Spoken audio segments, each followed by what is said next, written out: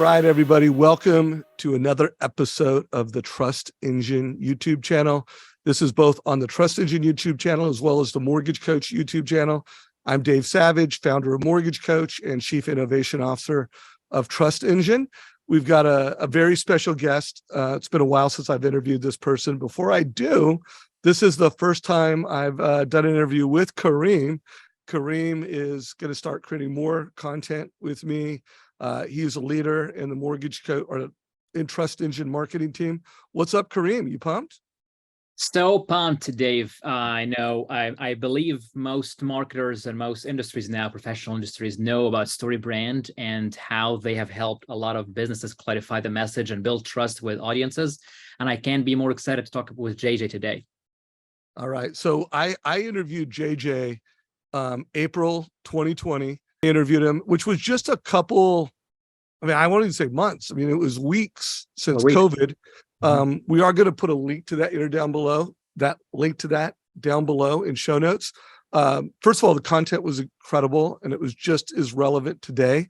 The video quality and the audio quality for both of us was, you could tell we were getting our Zoom game on. It was quarantine quality.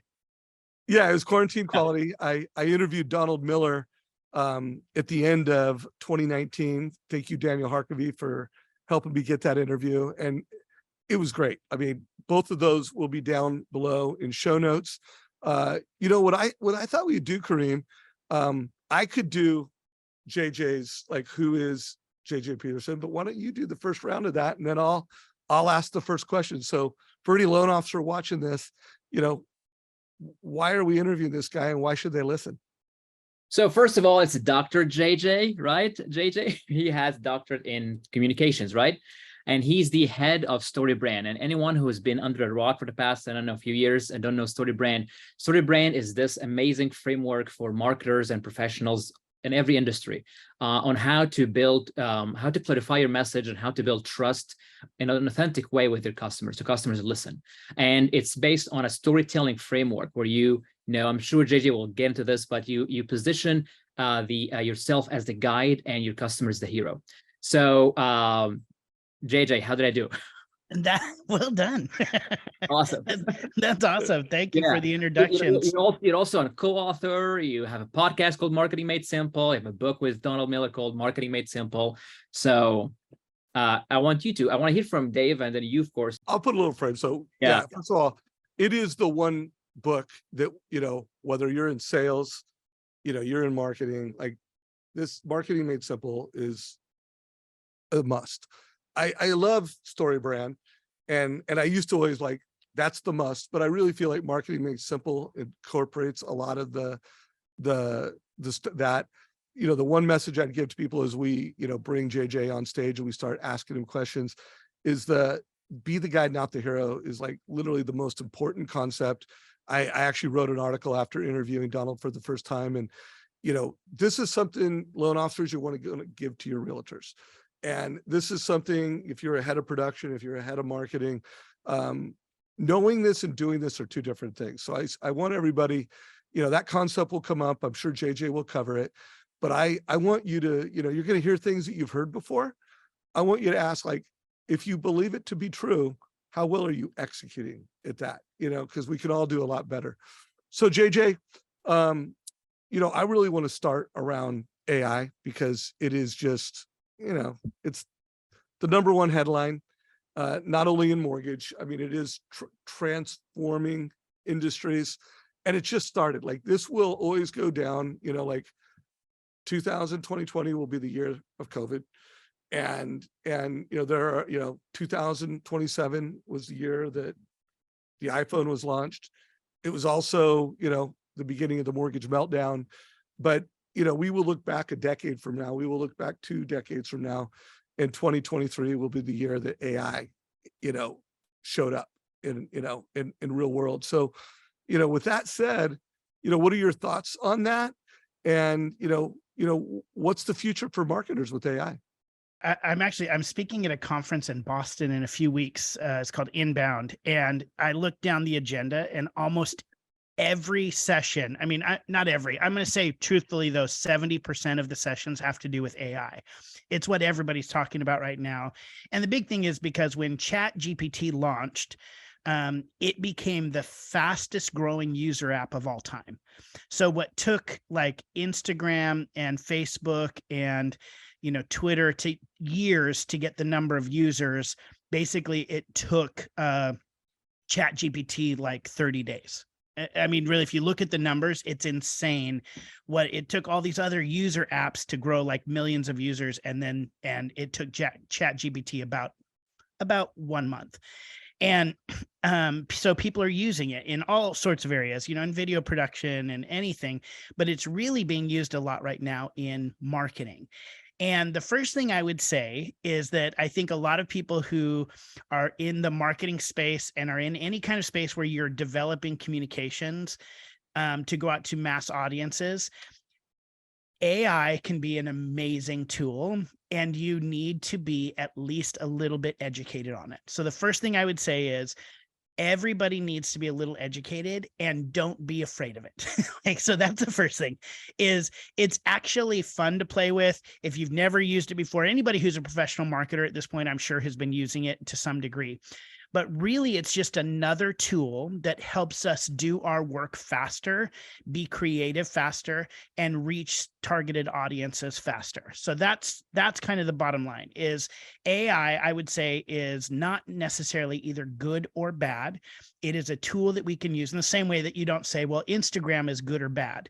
How you use Instagram to reach your audiences is good or bad, right? Same thing with AI. So people need to be a little educated on it. I would say experiment.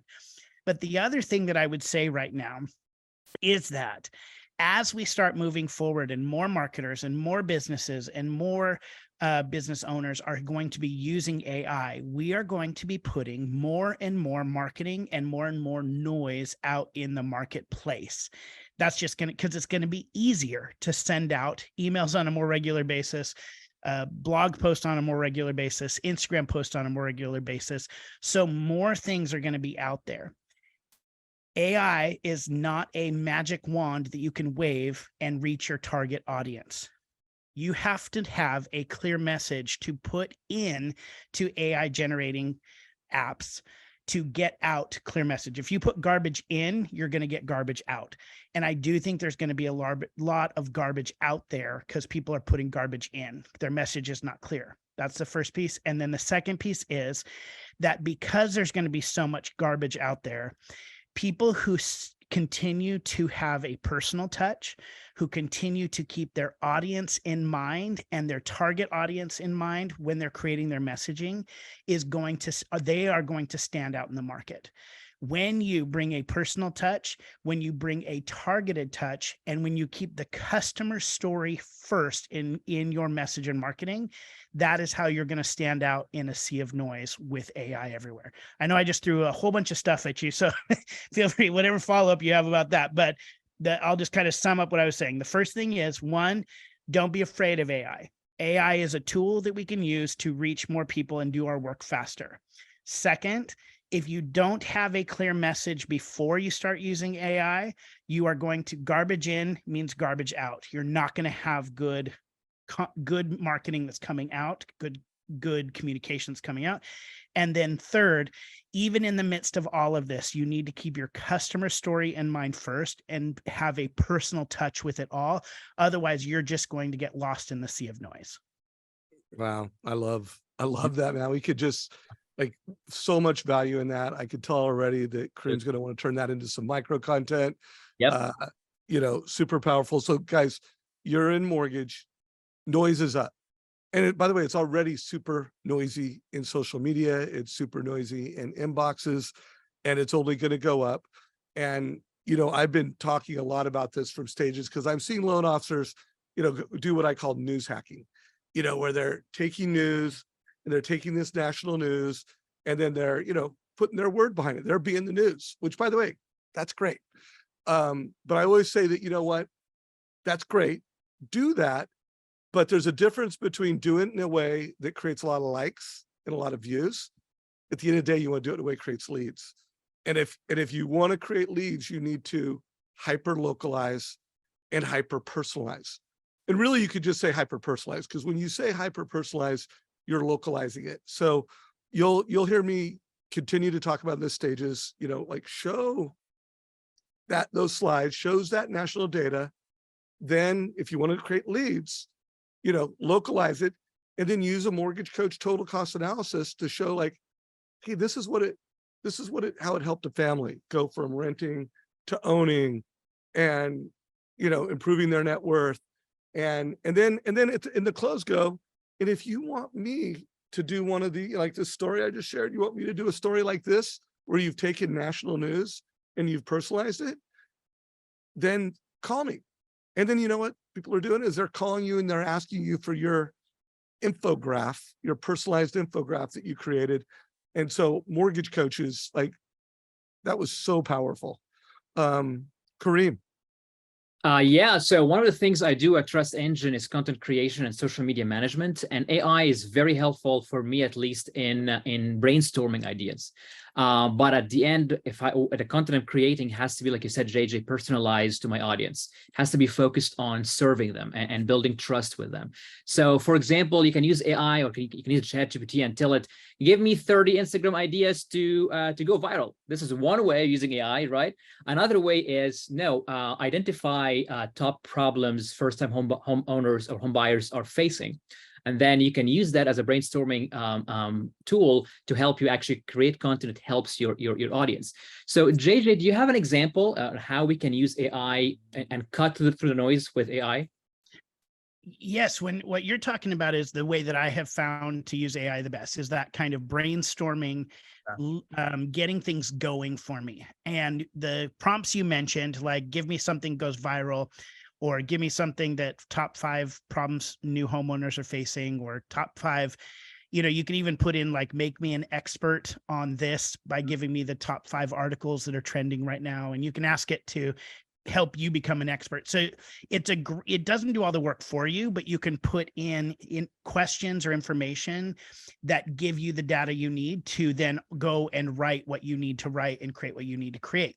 Yeah. A couple tips on that is, the more specific you can be, the better off the responses are going to be. So instead of just saying, give me 5 Instagram posts that are going to help me go viral, what you want to say is something along the lines of, for an audience, for a realtor audience, or a mortgage lending audience, so it's a very specific audience, or first-time home buyers audience.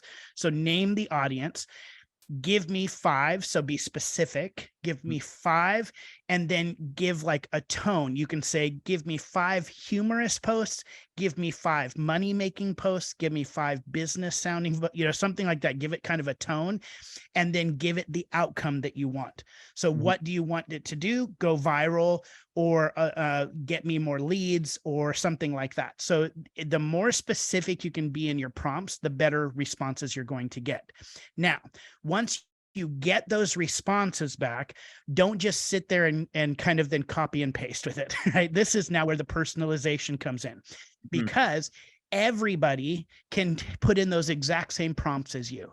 So if everybody in your industry is putting in the exact same prompts, you're all getting the similar results. So you need to be able to stand out. So how do you personalize it? For me, what we really talk about in the StoryBrand framework is understand the story that you're telling with your marketing. So whether that's in social media posts, blog posts, anything, is that your customer is the hero of the story. You are not. Your business, the work you're doing is not the hero in the story. Your customer is. The way that you make the story about the customer instead of about you is identify, the fastest way to do it is identify what are the problems your customers are experiencing. So when you can identify what problems your customers are experiencing, and you can create content to then solve those problems, What you're then doing is position yourself as the guide in the customer story. So you are positioning yourself as Yoda and your customer is Luke Skywalker, or you are Gandalf and your hero is Frodo, right? So when you do that, when you position yourself as a guide, what you're doing is you're inviting your customer into a story that they get to be the hero of. So by working with you, by hiring you, by using your product and service, they actually become the hero. You're the guide who helps them win the day. So when we're talking now about standing out in the marketplace, is when you take those AI ideas that have come to you, whether it's blog posts, whether it's social media posts or emails you can send out, the ones that you really want to look for to use are the ones that position you as the guide, which means you're addressing specifically your customer's problem and how you can solve them. So AI may give you viral blog posts. And, just like Dave was saying, those may be on a national level. That's a blog post that's going on a national level of being viral. But I live right now in Nashville. The housing market and lending market in Nashville is very different than other places in the country right now. And not only like when you're talking, say, like people buying homes, it's different in East Nashville than it is in Brentwood, than it is in Franklin, than it is, and that's it within 10 minutes of each other. There is a huge differentiation in how people are buying homes, when they're buying homes, where they're buying, all of that stuff. And so you need to take those viral ideas and then personalize it to your area and take the ones that specifically speak to problems that people are experiencing right now in this space and give them value, give them information, give them access, give them value that can help them start to solve their problem. When you do that, you position yourself as the guide, and they begin to trust you in their journey and ultimately do business with you. Awesome. Does that all make sense? So be very, very specific, know exactly who your target audience is, what problems they're facing, and then always talk as the guide, trying to help them overcome a problem to reach their goal and avoid the stakes, avoid the consequences facing them. Exactly. Love that conversation. Love that question. And I think it's a layup for this next question that I want to ask you.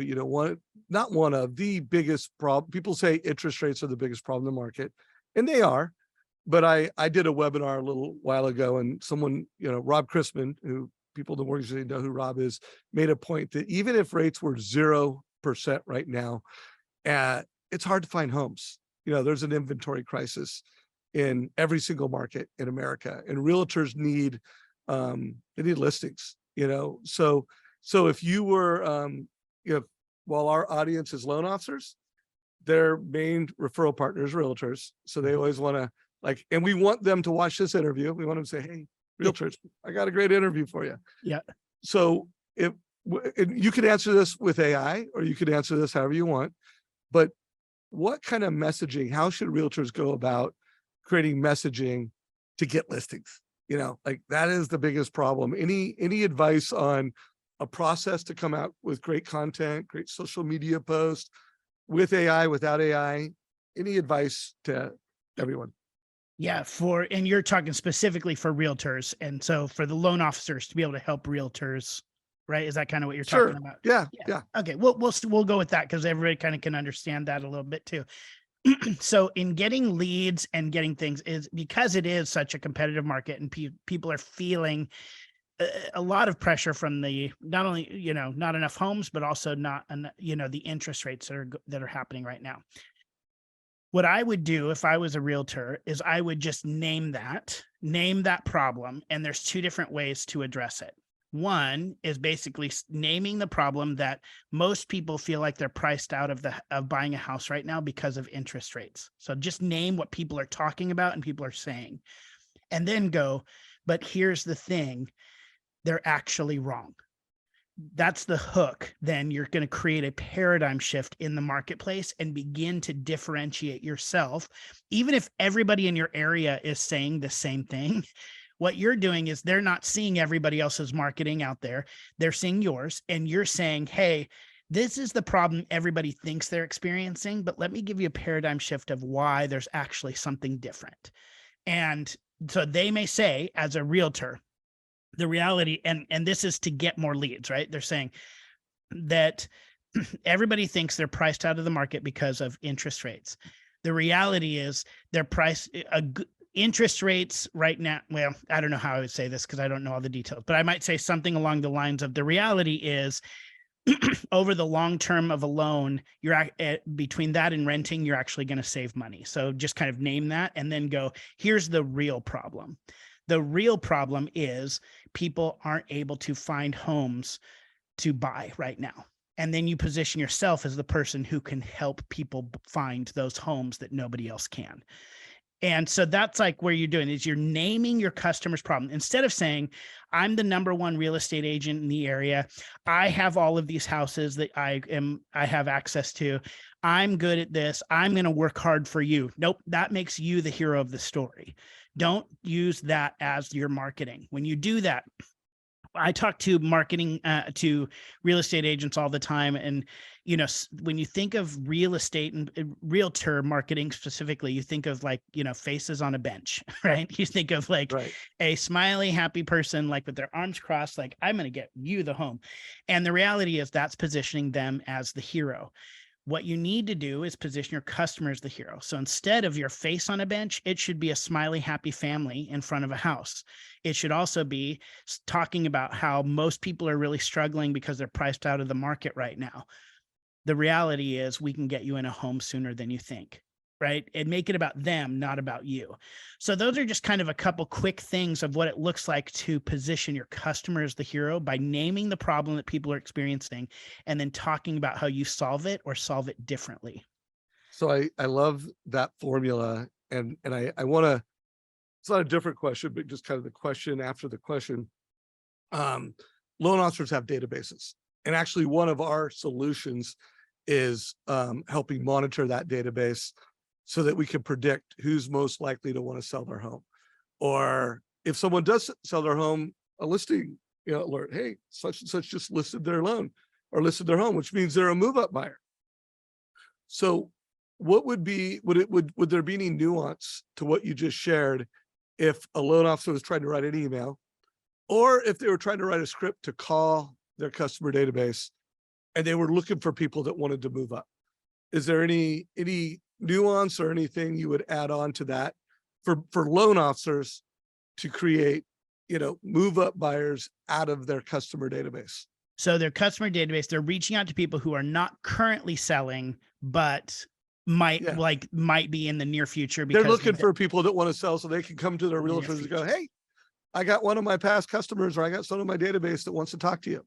Yeah. You know, any ideas on how they could create those opportunities? Yeah. So when you're reaching, it's the same kind of thing I was just saying. So like, let me just say, what would be, let me ask you, I'm putting you on the spot right now. Do it. So what would be in that case? People have like kind of, you know, maybe searched a little bit. They've kind of begun feeling it out, but they're not about to be move up buyers yet. What is stopping them from being move up buyers?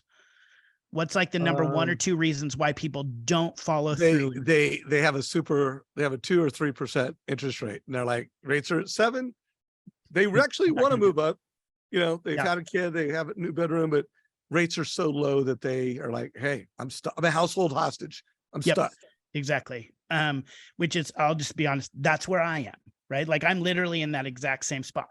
So now for you, if you were going to be talking to a loan officer, what is something that they or their connections could do to alleviate some of that pain of the 5% interest jump?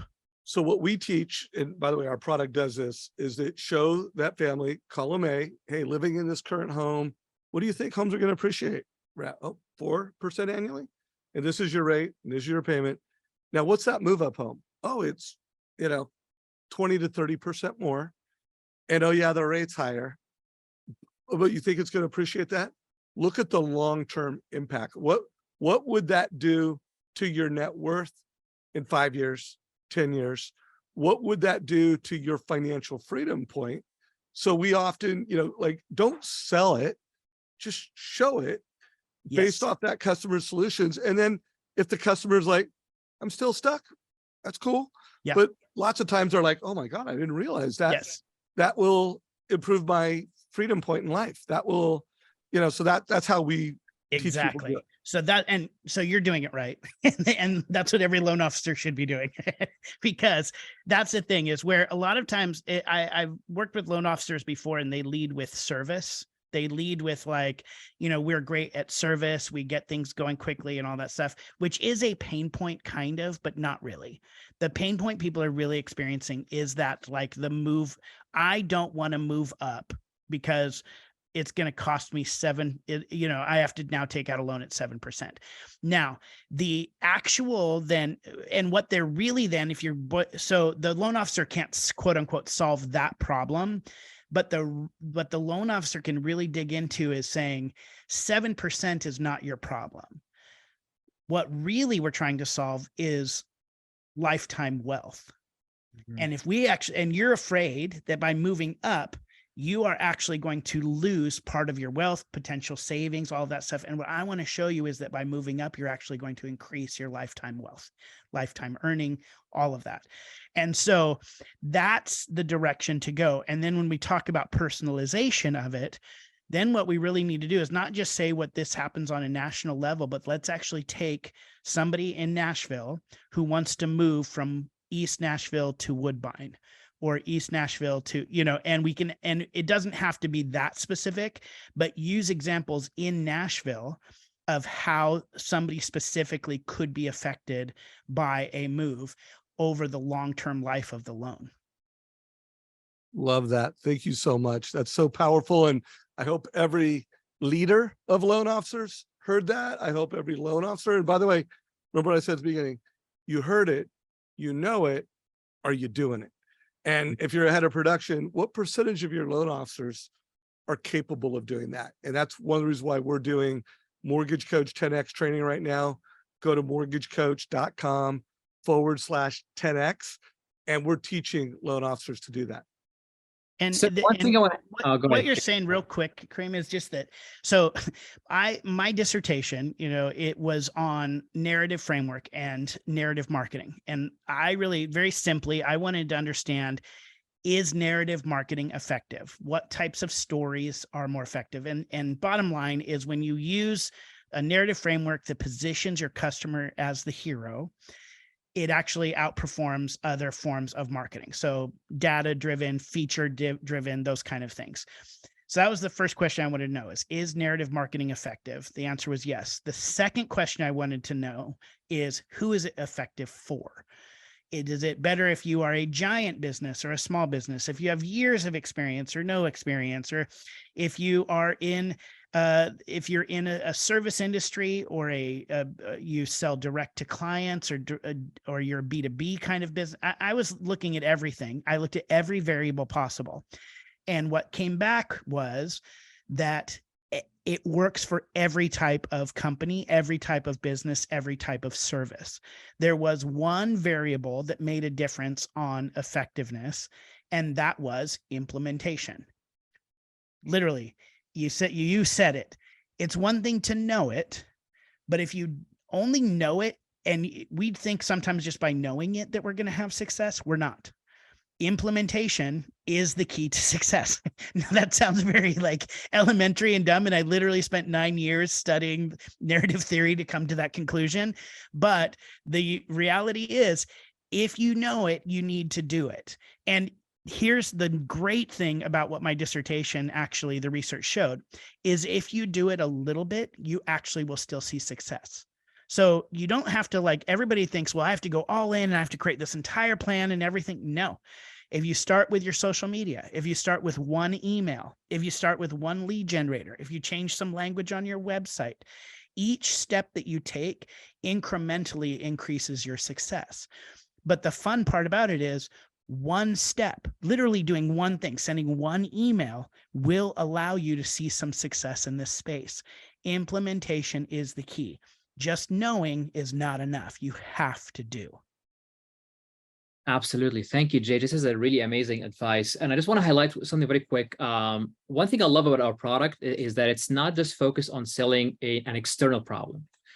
And something that I love about the StoryBrand framework, you guys mentioned that a lot, that companies tend to sell solutions to external problems, but we should be selling, but people buy solutions to internal problems. So an external problem can be, I want to buy a home. But the internal problem is, I want to build wealth. I want to have, money for my college, for my kids' college fund. These are all other, internal problems that customers are trying to solve, right? So I really love that you mentioned that it's not about the interest rate. It's not about the current market status, about lifelong, your internal problems. So I have a question for you, because I have a Bachelor of Fine Arts in theater. So I love storytelling. I know it works. I use it in marketing every time. But marketing can sometimes have this bad reputation of being ingenuine or manipulative. So how can you, what's your advice, or what's your take on how to use marketing and storytelling in a very authentic way? The first thing I would say, and this is, it's just really simple and an integrity thing, is don't sell to people who don't need your product. Yeah. So, I mean, that's the first part, is when you position your customer as the hero, what you're doing is saying, you have a problem that I can help you solve. And you're inviting them into a story. Sometimes they don't know they have the problem. So it's not like, if they don't know they need you, that's not what I'm talking about here. If you actually can't help solve somebody's problem or help them move forward, don't sell. Don't sell. That's just an integrity issue. And that's some of the authenticity. And people can smell that a mile away when you're just like trying to pitch something that they don't need. So that's the first thing. The second thing about being authentic is really starting with a customer problem. When you talk about the problems they're experiencing, or, say in emails or in social media, and putting it out there as a question, if you said like, everybody in America right now is suffering from the housing crisis. Well, that's not actually true. That's not actually true. But if you say, hey, are you in a position right now where you're feeling stuck because you got a great interest rate, but also your home that you currently live in doesn't really fit your family needs? Mm-hmm. What that does when you ask a question is it allows people to opt into the story. And you can do that in email, you can do that in video, you can do that in social media. It allows people, when you name that problem, which is, I just named the problem I'm currently experiencing. Literally, my family just grew. I was a single person. Thank you. And so I was, for a long time, I was single. And then now my partner brought 2 kids and we all live together. And so there's 4 of us in a house that was meant for a single person. But I have that killer interest rate loan. And so what we're sitting there is if somebody said that on social media, and I'm sitting there like, I'd like a bigger house, but I don't know how to do it. And somebody said that, I can go, yes, tell me more. Like, now I'm opting into that because they've actually named a problem I'm experiencing. If I'm not experiencing that problem, then I am not going to see that person as my guide. See what I mean? Like, and so when you go at it in a more gentle, inviting kind of way, what you're allowing people is to opt into that story. And so what we talk about a lot of times in StoryBrand is companies come to us and they say, help us tell our story. And typically I go, great, I can do that. But when I get into it, what I actually tell them is, first off, you're not actually telling your story. What you're doing is you're inviting a customer into a story that they get to be the hero of. You're not even telling your customer story. You're inviting them in. And the way that you do that is by talking about their problems. By the way, that also is what causes people to pay attention to your marketing. When you talk about a customer problem, that's what makes people pay attention, because in story framework, if there is no problem in a movie, in a story, in a book that the hero is experiencing, the story is not good. It's not a good story, right? Like if I'm watching a movie about Jason Bourne, who wants to find out who he is, and then in the first 2 minutes they go, oh, you were an old secret agent and you lost your identity and the problem's over, I'm done. I'm not watching that movie anymore. It's done, right? Or if Liam Neeson's daughter gets kidnapped for the 7th time and he like all of a sudden gets that phone call that she's been kidnapped, and instead it's a practical joke and she's like, hey, let's just hang out, Dad. And then the whole movie is them hanging out. Again, not a good story, because there's no big problem. It has to be this huge problem. And that's what hooks the audience in a movie and a story. It's the same in the marketing. If you don't talk about your customers' problems, you won't hook them. The story is not interesting. But when you do that, what you're also doing is in allowing them to opt into that story versus being manipulative, over the top with everything. Two other just quick little things as well in the story framework. So I keep mentioning the story framework. You do have the links in the show notes that people can go back and really go a little bit more in depth in this. But really what the framework we're talking about is called the StoryBrand framework, which really breaks down story into 7 elements. There are 7 elements that every good story has. And I'll go through these quickly. Again, you can go back and listen to the other stuff to get it more in depth. But every story has a hero who wants something, who then encounters a problem, who meets a guide who helps them overcome that problem. The guide gives them a plan. There's a moment the hero is called to action. And then there are stakes in the story that we have to know that a story can have a happy ending or a tragic ending. And the hero is trying to avoid the tragedy and go into the happy ending. And that's every good story. And when we teach marketing, we teach people to create talking points for each of those 7 elements. The 2 last ones are things that people miss a lot in a good story.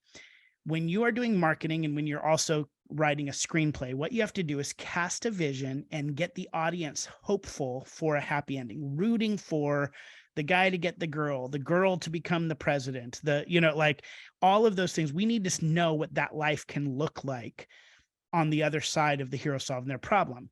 And also the hero has to be able to avoid pain. There has to be like, if a bomb is going to go off and it's just full of baby powder, we're not hooked in that story because there's nothing at stake, right? In your marketing, you have to have stakes in the story as well. You have to tell people what their life will be like, what if they use your product or service, or what will happen if they avoid using your product or service. What's the happy ending and what's the tragedy they're trying to avoid? When it comes to being authentic in marketing, that's 2 areas that people often miss. If you overpromise and cast too big of a vision of what life is like if they use you, and you fail on that, you're being inauthentic. You're lying. You're being manipulative. If you also make the stakes, the negative stakes, way too high and basically say like, well, if you don't do it now, you're probably going to lose your house and you might die alone, right? You can't do that either. You can't make the negative stakes too strong. So when you make either of those out of balance with the whole story, you become inauthentic. But if you also don't tell, it's your responsibility as the guide to show people what they're missing out on if they don't work with you. And that is also, I believe, being inauthentic. When you shrink and don't like say what actually can happen for them, that's being inauthentic as well. So there's a couple areas that I think people miss, but those are the big ones. Amazing. So much gold in this call, and JJ, you're just killing it. This is going to be incredibly valuable for, C-suite, head of production, head of marketing, powerful for loan officers, powerful for realtors.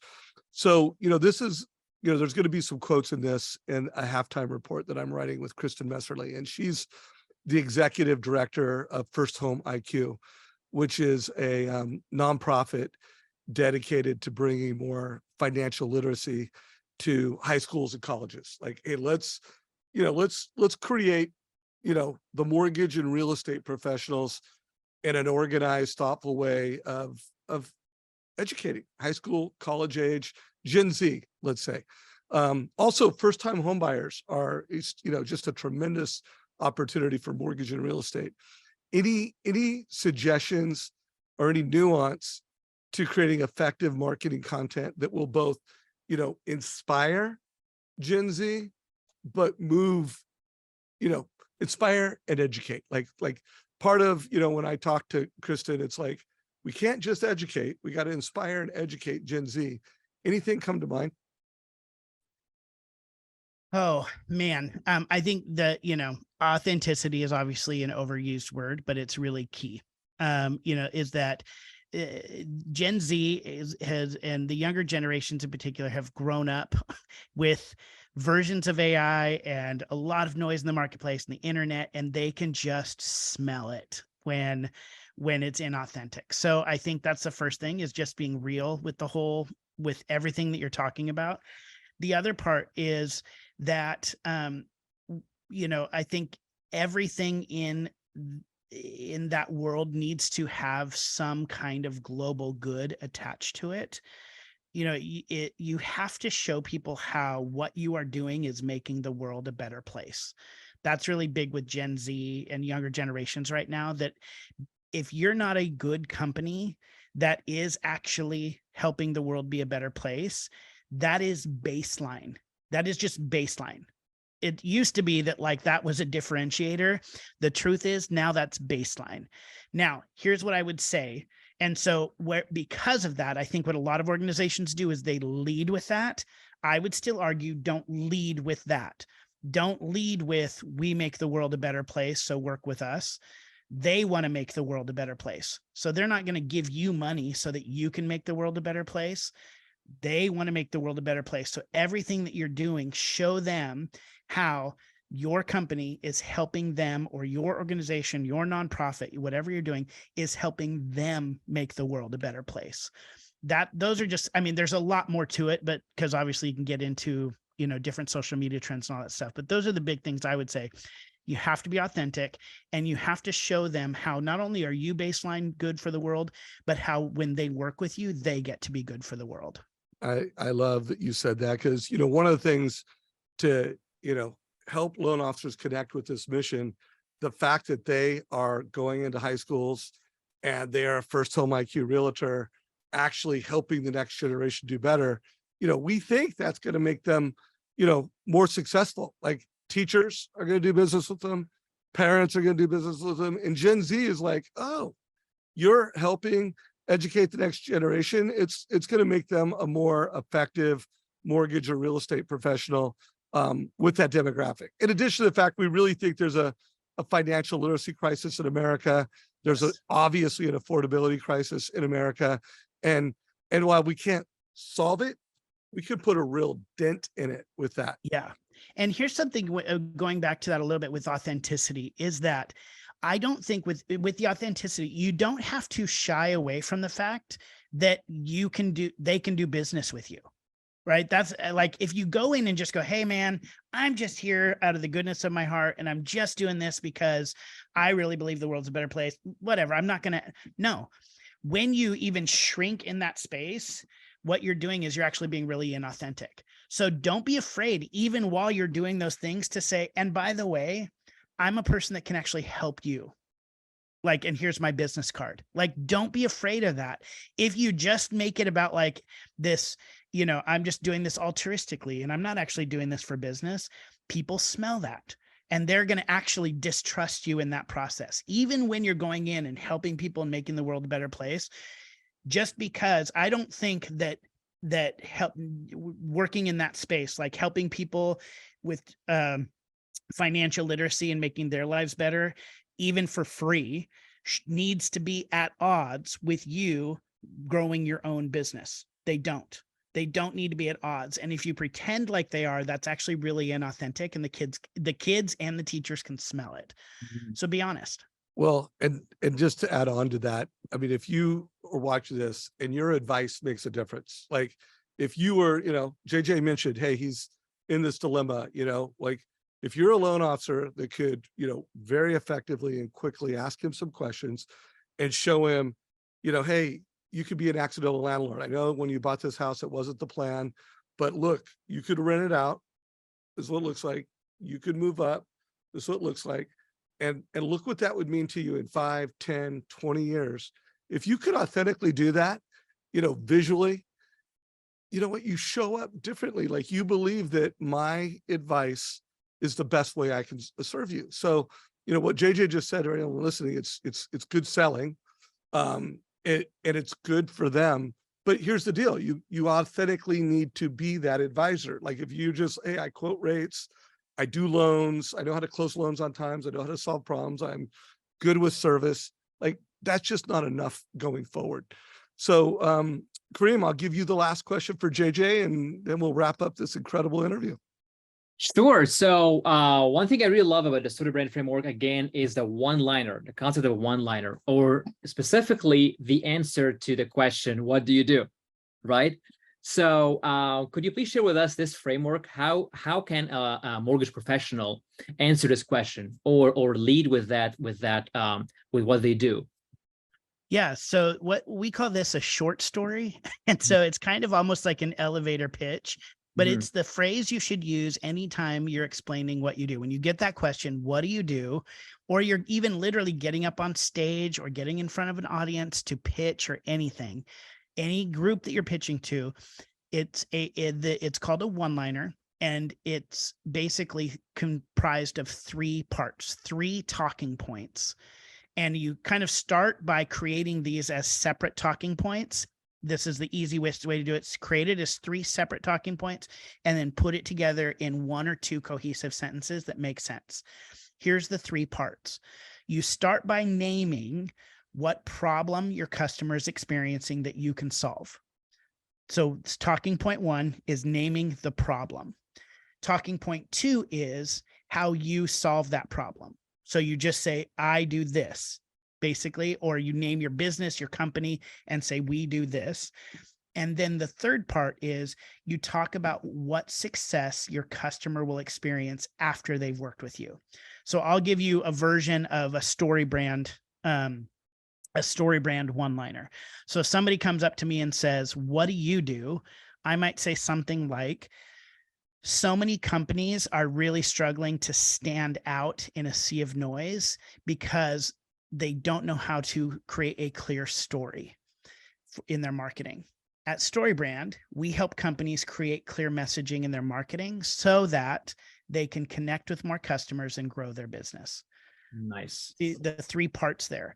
So that's kind of then, and I just made that up off the top of my head. That's not what I would actually normally say, but then I would go and I would refine that a little bit and make it a little tighter. And a lot of people think because it's called a one-liner that it needs to be one sentence. That's not true. It can be one or two sentences, but it needs to have those three parts. And the reason why you have those three parts, just to kind of go back a little bit on the narrative theory, is when you start with your customer's problem, instead of talking about yourself, what you're doing is you're making them the hero of the story, and you're inviting them into a story that they can become curious about. You're hooking them, making the story interesting with the customer problem. Mhm. Then you're immediately positioning yourself as a guide who can help them overcome that problem. So you're the Yoda who's going to show them the way, show them the force to help them overcome. And then you're going to put in the stakes in the story. You're going to make it interesting by saying, here's what life can be like. For us, it was, you're going to connect with more customers and grow your business.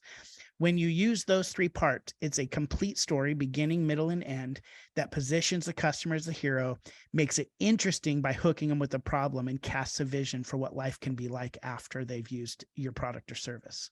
And then you drop the business card. And reality is they will ask for it. That's Yeah. the truth, is they will go, if you are their customer, right? Like if you're not, they'll go, interesting. But Yeah. if they're all at remotely a potential customer, they're going to say, do you have a card? Do you have a business card? And they will ask for it. Or do you have a website? They will ask for it. JJ, this has been amazing. So first of all, I personally would be happy. I don't do loans, but I do advice, and I'd be happy to do a total cost analysis for you to Yes, help you make please. an informed choice. I'd be happy to introduce you to a local mortgage coach in Nashville. We have hundreds of them. But dude, this has been so powerful. You're going to help a lot. Here's the beautiful thing. You're going to help a lot of loan officers and a lot of realtors, but home ownership is how most Americans, 99% of Americans, create wealth, financial freedom through home ownership. And you're going to help people, solve problems, create amazing stories as a result of this. I'm super grateful. Kareem, any last words you want to say before we wrap up today's call? JJ, I'm honored to be talking to you live. I've listened to you talk on podcasts and courses and read your books, but having you live has really been an honor for me. And I learned a lot just talking to you in marketing and in my profession. So thank you so much for your time and being with us today.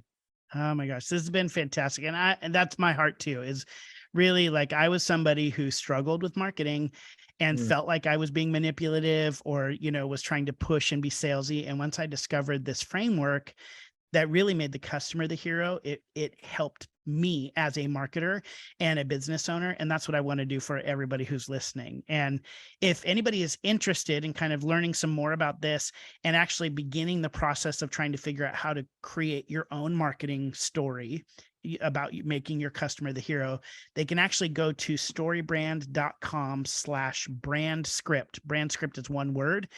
And what that is you just kind of sign in for our free tool that allows you to start creating these talking points about your customer story. So all the 7 points that I mentioned, a hero who wants something, who has a problem, all of that stuff, it's just a piece. It's one place where you can start creating talking points and clarify your own message so that you can grow your business.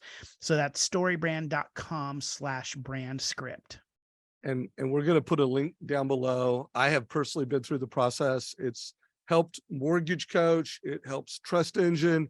I just can't recommend it enough for every mortgage professional. First of all, anybody in business, anybody in influence, it would help moms and dads be more influential with their kids. So this is a wrap. Really appreciate you, brother. I look forward to interviewing you again someday. Yes. And thank you so much. Thanks, guys.